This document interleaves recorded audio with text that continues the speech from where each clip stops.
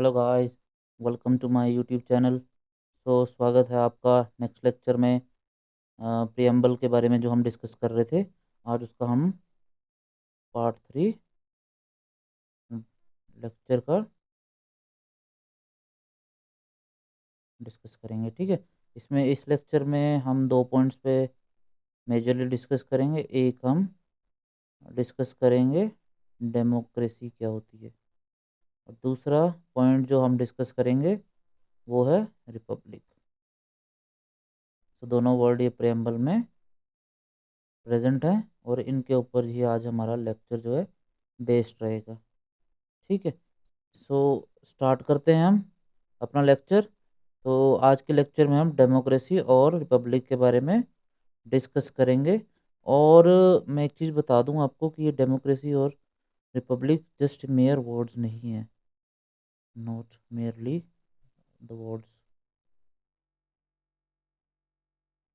ठीक है, they very important. ठीक है, इनके बेसिस पे ही गवर्नमेंट जो है पॉलिसीज बनाती है, ताकि people life would get better. ठीक है, तो आगे देखते हैं हम। तो बेसिकली हम स्टार्ट करते हैं अब डेमोक्रेसी से। ठीक है, तो डेमोक्रेसी क्या है, तीन में डिवाइड कर सकते हैं इसको। First is social democracy. ठीक है, सोशल डेमोक्रेसी। नेक्स्ट है हमारी इकोनॉमिक डेमोक्रेसी।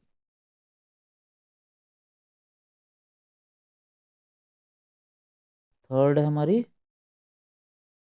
Political democracy. तो एक एक करके हम डिस्कस कर लेते हैं। This is second and this is third. अब हम एक एक करके डिस्कस करेंगे। So will start with social democracy. तो सोशल डेमोक्रेसी में हम एग्जांपल ले सकते हैं डॉक्टर एस राधाकृष्णन जी का। उन्होंने क्या बोला था कि अगर डेमोक्रेसी की हमें ट्रू एसेंस देखनी है, तो हमें सबसे पहले सोशल स्टेबिलिटी की तरफ देखना पड़ेगा। ठीक है, we will look towards the social stability. उसको हमें नर्चर करना पड़ेगा और उसको बिल्डअप करना पड़ेगा। अब क्वेश्चन आता है कि हम उसको कैसे नर्चर कर सकते हैं। तो नर्चर कैसे करेंगे? Eliminating discrimination based on birth, caste, creed, sex, religion. तो ये डिस्क्रिमिनेशन जब एंड होगी, तो उससे क्या होगा, इक्वलिटी इंश्योर्ड होगी, सबको इक्वल अपॉर्चुनिटीज मिलेंगी, जस्टिस इक्वल मिलेगा। ठीक है, और फ्रीडम मिलेगी टू लिव देयर लाइफ। ठीक है, तो ये है हमारा सोशल डेमोक्रेसी। नेक्स्ट पॉइंट है हमारा इकोनॉमिक डेमोक्रेसी। इकोनॉमिक डेमोक्रेसी का मतलब है टू इरेडिकेट और रिमूव इकोनॉमिक इनइक्वालिटीज। ठीक है, जैसे इनइक्वालिटीज क्या हो सकती हैं? अनइक्वल पे दी जाती है सेम काम के लिए। अगर हम जेंडर के पर्सपेक्टिव में देखें, तो अगर कोई काम है वो मेल कर रहा है, तो उसको ज़्यादा सैलरी मिलेगी as compare to women. This is economic inequality in our society. Discriminatory hiring process होते हैं कंपनीज में।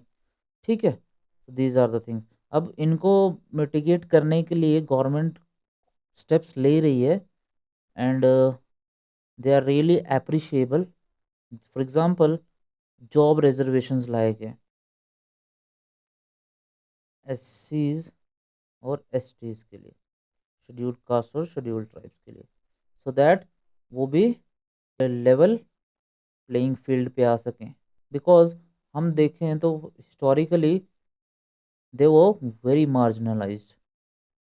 ठीक है, सो उनकी एजुकेशन भी नहीं थी, उनके पास जॉब्स भी नहीं थी। और इंडिया को जब इंडिपेंडेंस मिली, so Indian founding fathers were of the view कि इनके लिए हमें कुछ करना पड़ेगा। So that is why reservations वो kept for them, so that वो एक लेवल पे आ सकें और सोसाइटी के साथ compete कर सकें और एक अच्छा लाइफस्टाइल जी सकें। ठीक है। फॉर एग्जांपल गवर्नमेंट ने जैसे लेके आए थे नरेगा स्कीम है, स्किल डेवलपमेंट में कौशल विकास योजना है। ठीक है। तो ये कुछ इनिशिएटिव्स हैं जो गवर्नमेंट ने लिए हैं जिससे कि इनइक्वालिटीज़ को कम किया जाए, और in future we are looking to eradicate these inequalities. ठीक है। Next is political democracy. ठीक है। सो पॉलिटिकल डेमोक्रेसी के बारे में हमें एक चीज़ पता होनी चाहिए कि पॉलिटिकल डेमोक्रेसी जो है वो तभी मिलेगी जब हमें 1 और 2 मिलेंगे। ठीक है। मतलब सोशली डिस्क्रिमिनेशन नहीं होगी, इकोनॉमिक इनइक्वालिटीज़ नहीं होंगी, उसके बाद ही हम पॉलिटिकली डेमोक्रेसी की बात कर सकते हैं। पॉलिटिकल डेमोक्रेसी जो है वो फंक्शन कैसे करती है? It functions through the active participation of and accountability of both voters and political candidates। ठीक है। सो वोटर्स की भी रिस्पॉन्सिबिलिटी होती है और पॉलिटिकल कैंडिडेट्स की भी रिस्पॉन्सिबिलिटी होती है कि हम एक पॉलिटिकल डेमोक्रेटिक स्टेट बना सकें। फॉर एग्जांपल वोटर्स की क्या रिस्पॉन्सिबिलिटी होगी? वोटर की रिस्पॉन्सिबिलिटी होगी कि जब वो वोट देने जाएं तो जिसको वोट दें it should be based on meritocracy. Merit पे होना चाहिए कि वो लीडर कैसे काम कर रहा है, उसके उसका ट्रैक रिकॉर्ड चेक करना चाहिए, कोई उसके खिलाफ क्रिमिनल केस तो नहीं है। These things should be kept in mind by the voters before casting their vote. ठीक है। नेक्स्ट, पॉलिटिकल कैंडिडेट्स की रिस्पॉन्सिबिलिटी क्या होती है? पॉलिटिकल कैंडिडेट्स की क्या जिम्मेवारी होगी? पॉलिटिकल कैंडिडेट्स की जिम्मेवारी होगी कि एक तो नेपोटिज्म एंड करें। ठीक है। जो फैमिली लीनिएज चलता आ रहा है लीडरशिप में, दैट शुड एंड। ठीक है। Lineage lineage leadership should and. जो उसके बाद प्रॉपर डिस्कशंस होना चाहिए in parliament for the bills. ठीक है।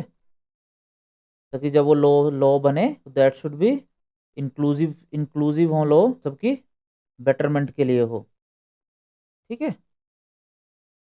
तो ये हो गया हमारा पॉलिटिकल डेमोक्रेसी। तो ये देख लेते हैं हम। Indian democratic framework is a testament to its commitment to justice and equality. तो ठीक है, जस्टिस और इक्वलिटी हमें मेंटेन करनी है और उसकी तरफ बढ़ते रहना है। ठीक है। Through continuous efforts in social economic and political spheres the nation strives to create an inclusive society where every individual can thrive. So जैसे मैंने बताया आपको कि अगर प्रॉपरली डिस्कशन होगी बिल्स की, ठीक है, इकोनॉमिक डेमोक्रेसी होगी, हम इनइक्वालिटीज़ को कम करेंगे और डिस्क्रिमिनेशन नहीं होगा। ठीक है। आपस में जो लोग रह रहे हैं इंडिया में, so these 3 things will eventually lead to inclusive society. ठीक है। सो ये हो गया हमारा 3 टाइप ऑफ डेमोक्रेसीज। नेक्स्ट हम चैलेंजेस देख लेते हैं जो हमारी सोशल डेमोक्रेसी में अभी तक हैं। ठीक है। First is historical discrimination. Historical discrimination में हम क्या देख सकते हैं कि माना कि कॉन्स्टिट्यूशन में प्रोविजंस हैं कि डिस्क्रिमिनेशन ना किया जाए, वी हैव लॉज ऑल्सो, जैसे एट्रोसिटीज एक्ट है। ठीक है। So but still when we see there is social discrimination in the society. ठीक है। फॉर एग्जाम्पल हम देख सकते हैं जो चिल्ड्रन हैं वो हजारडस फैक्ट्रीज में काम कर रहे हैं। हजारडस फैक्ट्रीज लाइक जो पटाखे बनते हैं, ठीक है, उन फैक्ट्रीज में काम कर रहे हैं। फिर एक एग्जांपल हम ले सकते हैं ट्रांसजेंडर्स का, जिनको डिस्क्रिमिनेट किया जाता है बाय द सोसाइटी। ठीक है।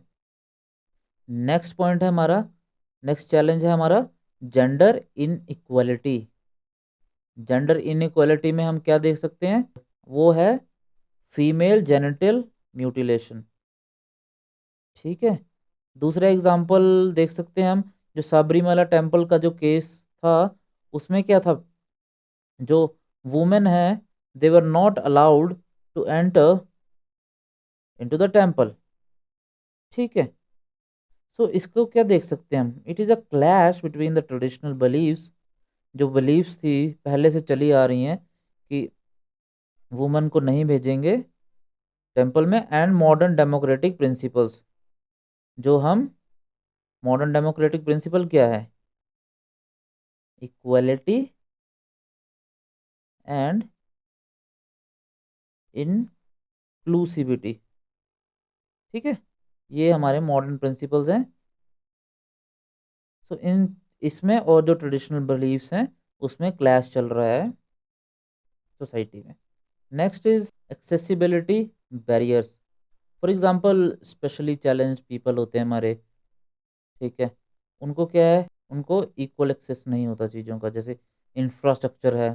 ठीक है, तो अब उनके लिए काफ़ी मुश्किल हो जाता है, जैसे कोई चेयर पे है, ठीक है, चेयर पे है, अब उसको उसके लिए अगर प्रॉपर प्लेटफॉर्म नहीं बनाया गया है, ठीक है, तो it will be very difficult, क्योंकि स्टेयर्स स्टेयर से not possible for them to travel. ठीक है, तो हमें क्या है, इन चीज़ों का भी ध्यान रखना है कि अगर ये चीज़ें कब, इन चीज़ों का भी ध्यान रखना है और उस हिसाब से लॉज पॉलिसीज और एक्शंस लेने हैं। ठीक है, ताकि एक बेटर इंक्लूसिव सोसाइटी बन सके और सभी वर्ग जो हैं सोसाइटी के, उनको हम साथ लेके चल सकें, तभी हम बोल सकते हैं एक ट्रू सोशल स्टेबिलिटी जो है वो इंडिया में प्रिवेल करेगी। नेक्स्ट है हमारा इकोनॉमिक डेमोक्रेसी का हमने पढ़ा, तो हम देखते हैं इंश्योरिंग इकोनॉमिक इक्विटी, कैसे हम इक्वलिटी ला सकते हैं इकोनॉमिकली। पहले तो हमें अनइक्वल पे को एड्रेस करना पड़ेगा। ठीक है, जो अनइक्वल पे दी जाती है इक्वल वर्क के लिए, उसको एड्रेस करना पड़ेगा, उसके लिए पॉलिसीज लाने पड़ेंगी, लॉज लाने पड़ेंगे, ताकि इक्वल पे मिले सभी को। ठीक है, और एक एग्जांपल हम और देख सकते हैं इसमें, डोमेस्टिक वर्क होता है, ठीक है, डोमेस्टिक वर्क या हाउस होल्ड वर्क होता है, उस वर्क का क्या है, it is not even recognised as a work.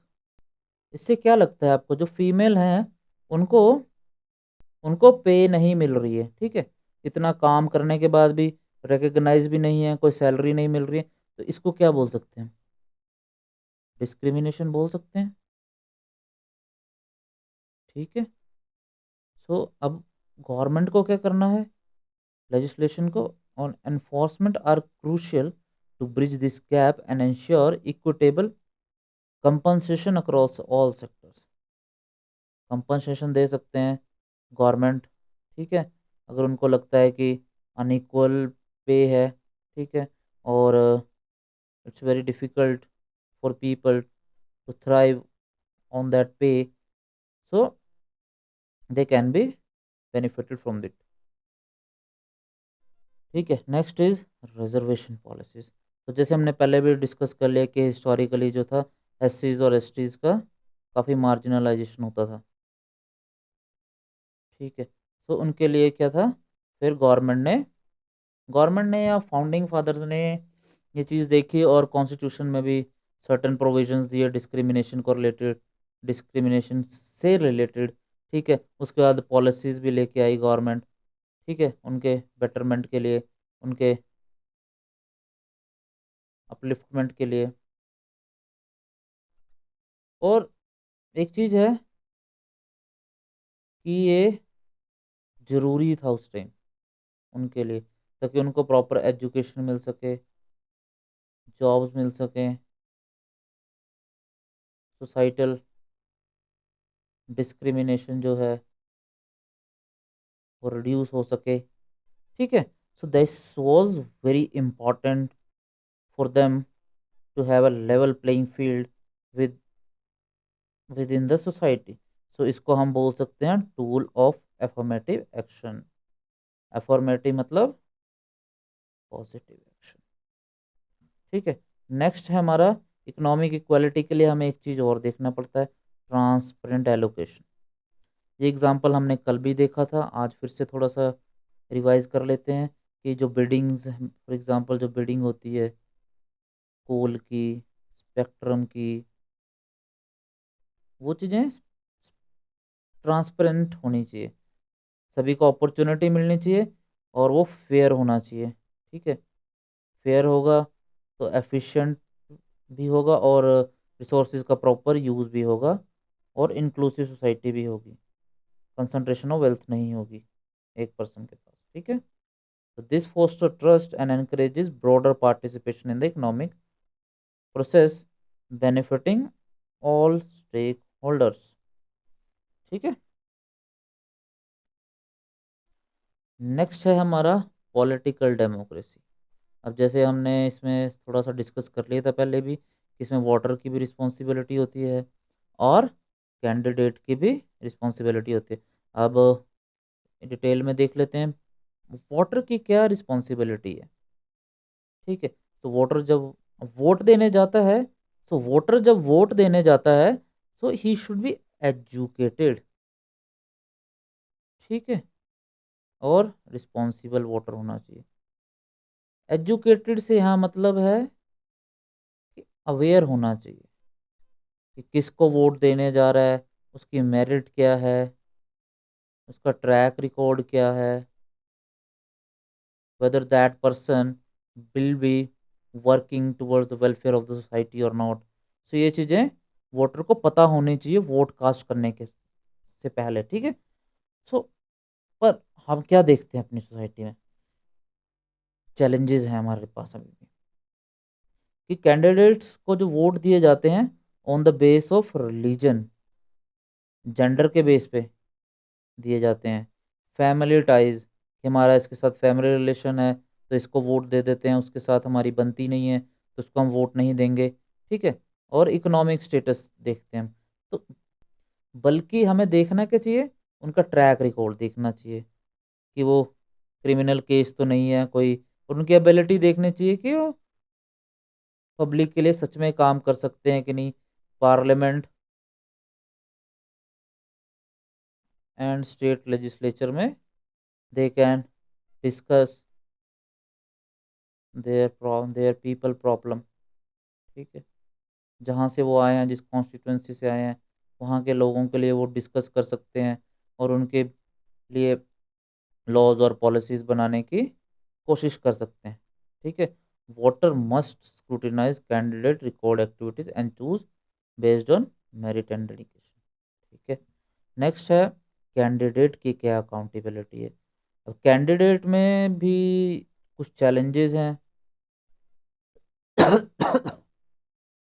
जैसे कि नेपोटिज्म है, जैसे कि फैमिली लीनिएज, जो मैंने पहले बताया आपको कि फैमिली लीनिएज चलती आती है पार्टीज़ में। ठीक है, जिसके बेसिस पे ही लीडरशिप जो है डिसाइड की जा रही है और मेरिटोक्रेसी को साइड रखा जा रहा है। बट होना क्या चाहिए, merit should be considered first. ठीक है, नेक्स्ट पॉइंट जो चैल नेक्स्ट पॉइंट है हमारा जो चैलेंज है कि प्रॉपर डिबेट एंड डिस्कशन नहीं हो रही है जो बिल्स हैं जो पास हो रहे हैं पार्लियामेंट में। ठीक है, ये भी इम्पोर्टेंट है। अगला है वोटिंग डे आने से पहले क्या होता है, जो कैंडिडेट्स हैं वो फ्रीबीज बांटते हैं। फ्रीबीज में जैसे हमने देखा होगा कई कंबल बांट रहे हैं। ठीक है, कई अल्कोहल बांट रहे हैं, कई कैश ही देते हैं लोगों को कि हमें वोट दे देना। ठीक है, तो ये क्या है, इरोड कर रहा है डेमोक्रेटिक प्रोसेस को। ठीक है, क्योंकि ये फेयर प्रैक्टिसेस नहीं है। हॉर्स ट्रेडिंग होती है। हॉर्स ट्रेडिंग का मतलब कभी पहले पार्टी ए में थे, ठीक है, फिर यहाँ से टिकट नहीं मिली पार्टी से तो लीडर्स क्या करते हैं, पार्टी बी में शिफ्ट हो जाते हैं। बल्कि दिस इज़ रॉन्ग, ये नहीं होना चाहिए। अगर आप किसी आइडियोलॉजी को लेकर चल रहे हैं, किसी पार्टी को, so you should stick to that ideology. ठीक है, नेक्स्ट अब हम डिस्कस कर लेते हैं रिपब्लिक। रिपब्लिक क्या होता है? India is a republic state. ठीक है, सो यहाँ क्या होता है? Elected head of state. Head of state prime minister नहीं है, head of state is president. ठीक है, और प्रेसिडेंट कौन चूज करता है? People of India.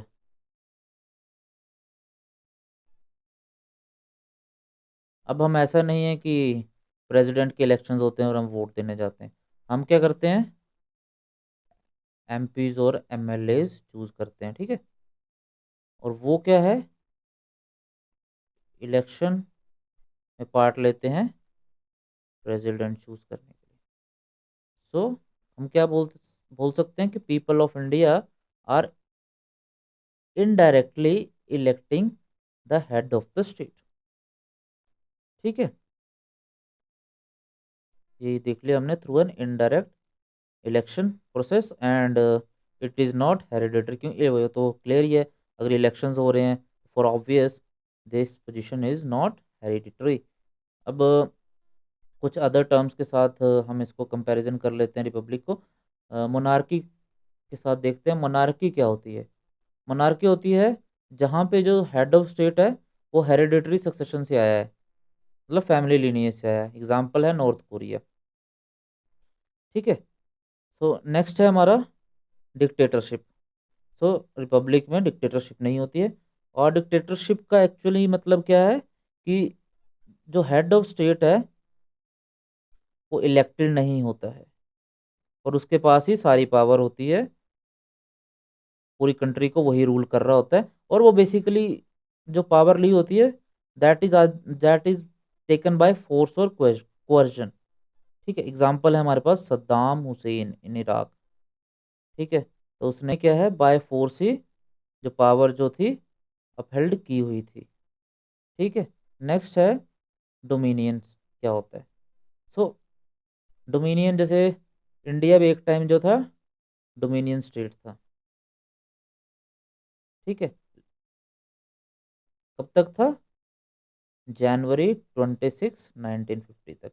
अब डोमिनियन का मतलब क्या होता है कि जो लॉ मेकर्स हैं वो तो इंडिया के लोग ही चूज करेंगे। ठीक है, पर जो हेड ऑफ स्टेट है वो किसी और कंट्री का होगा। तो इंडिया के केस में जो इंग्लैंड है उसका उसमें जो गवर्नर जनरल था इंडिया के लिए, for India, that person was head of state.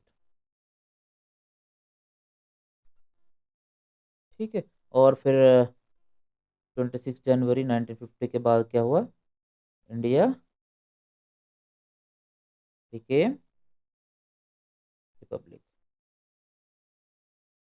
मतलब जो हेड ऑफ स्टेट है वो अब इंडिया के पीपल ही चूज करेंगे। ठीक है, एवोल्यूशन देख लेते हैं। एवोल्यूशन वैसे हमने देख लिया, मैं थोड़ा सा और इसको एक्सप्लेन कर देता हूँ कि अगस्त 15 1947 में क्या था? इंडिया में डोमिनियन स्टेटस था और जो ब्रिटिश मोनार्क था remain the head of a state represented by governor general of India. ठीक है, उसके बाद क्या हुआ? January 26 1950 को हमने कॉन्स्टिट्यूशन अडॉप्ट किया और इंडिया क्या है? सोशलिस्ट सॉवरन सेकुलर डेमोक्रेटिक और रिपब्लिक नेशन बन गया। मतलब जो हेड ऑफ स्टेट है वो अब इंडिया का ही होगा और इंडिया की अपनी ऑटोनॉमी होगी जो भी डिसीजंस लेंगे। ठीक है, उसके बाद आ गया पोस्ट रिपब्लिक एरा। अब पोस्ट रिपब्लिक एरा में क्या है? आज इंडिया जो है लार्जेस्ट डेमोक्रेसी है। ठीक है, लार्जेस्ट डेमोक्रेसी है और यहाँ पे जो हेड ऑफ स्टेट है वो people of India he choose करते हैं and that leader is accountable, वो जो भी वो काम कर रहा है इंडिया में रहकर। ठीक है हमारा की takeaways and future directions. So overall summary एक बार देख लेते हैं हम क्या है। ठीक है, फर्स्ट है इंटीग्रेटेड डेमोक्रेटिक पिलर्स। इंटीग्रेटेड का मतलब है एक साथ। ठीक है, तो एक साथ कौन कौन से पिलर हैं हमारे पास? Social, economic and political. तो ये तीनों पिलर जब एक साथ आएंगे तभी एक ट्रू डेमोक्रेसी बोल सकते हैं हम इंडिया को। ठीक है, मतलब डिस्क्रिमिनेशन भी कम होगी, इक्वालिटी भी मिलेगी, और जो वोटर्स हैं वो भी अकाउंटेबल होंगे अपने वोट्स के लिए, और जो कैंडिडेट्स हैं वो भी अपना काम जो है पोटेंशियल के साथ करेंगे और इंडिया के हित के लिए काम करेंगे, और इंडिया दे विल वर्क। ठीक है, next is vigilance and accountability. तो विजिलेंस एंड अकाउंटेबिलिटी से हम बोल सकते हैं कि इसका जो विजिलेंस अकाउंटेबिलिटी होगी, जैसे जो हमारे लीडर्स हैं, ठीक है, जो एमपीज और एमएलएज चूज किए गए हैं लोगों के द्वारा।